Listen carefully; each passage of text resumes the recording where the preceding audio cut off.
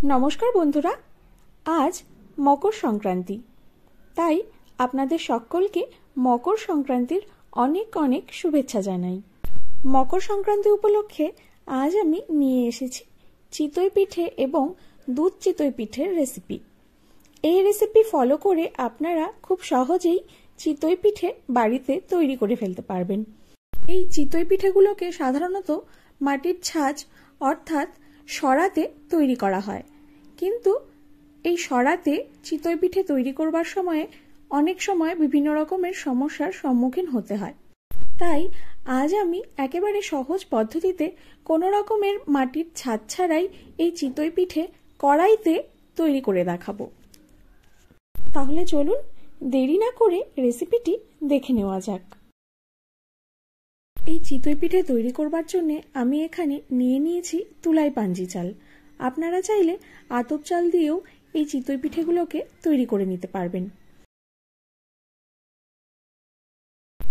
আমি এখানে 500 গ্রাম পরিমাণে তুলাই পাঞ্জি চালকে ভালোভাবে ধুয়ে নিয়ে উষ্ণ গরম জলে সারা রাত ভিজিয়ে রেখেছিলাম। এবারে চালগুলোকে মিক্সিতে দিয়ে একটি স্মুথ পেস্ট আমি তৈরি করে নেব।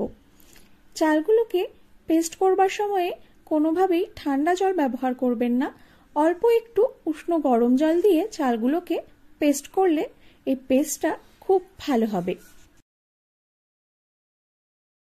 দেখুন চালগুলোকে পেস্ট করে আমি একটি বড় পাত্রে ঢেলে নিয়েছি। এবারে সামান্য একটু নুন দিয়ে এই পেস্টটাকে বেশ ভালোভাবে ফেটিয়ে নিতে হবে।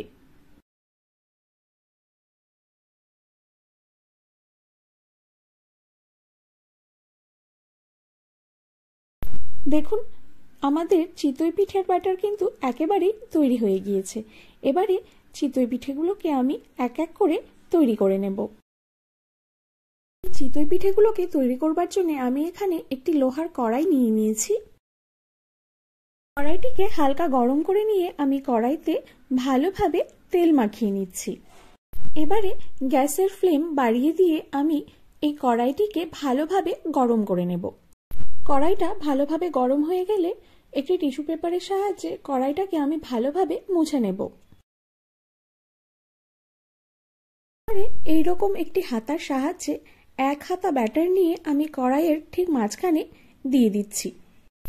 এবারে একটি ঢাকনার সাহায্যে পিঠেটিকে ঢেকে দিয়ে সামান্য একটু জল নিয়ে ঢাকনার চারিদিকে দিয়ে দিতে হবে।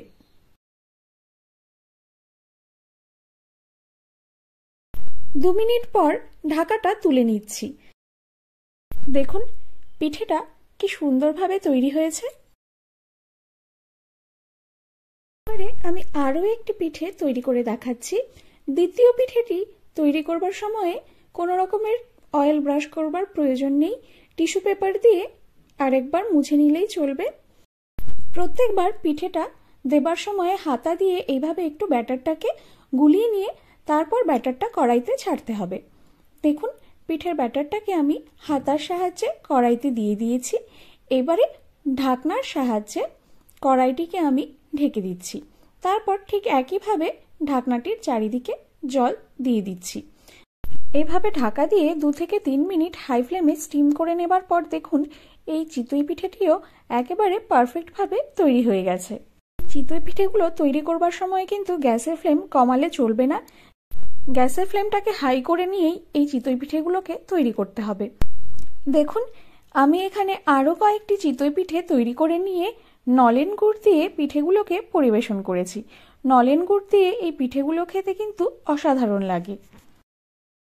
আমি এখানে একটি চিতই পিঠে নিয়ে দেখাচ্ছি। দেখুন পিঠের পিছন দিকটা কিন্তু খুব বেশি কালো হয়ে যায়নি, আর পিঠেটাও কিন্তু বেশ ভালোই নরম তৈরি হয়েছে।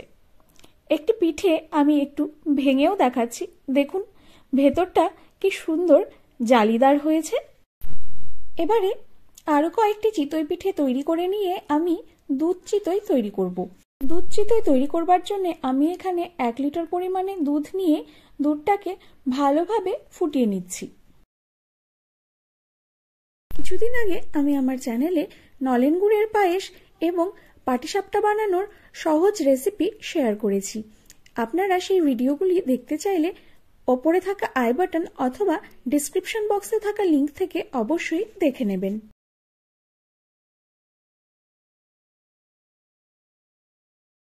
দুধটা ফুটে ওঠার পর গ্যাসের ফ্লেমটাকে কমিয়ে নিয়ে চিতই পিঠেগুলোকে এক এক করে দুধে ছেড়ে দিতে হবে।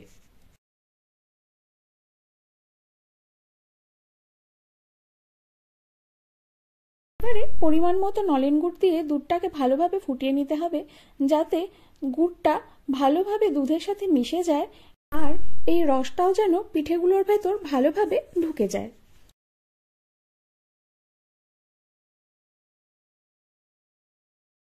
কিছুক্ষণ ফুটিয়ে নেবার পর গ্যাসের ফ্লেমটাকে আমি বন্ধ করে দিচ্ছি। পিঠেগুলোকে ঠান্ডা করে নেবার পর আমি পরিবেশন করছি।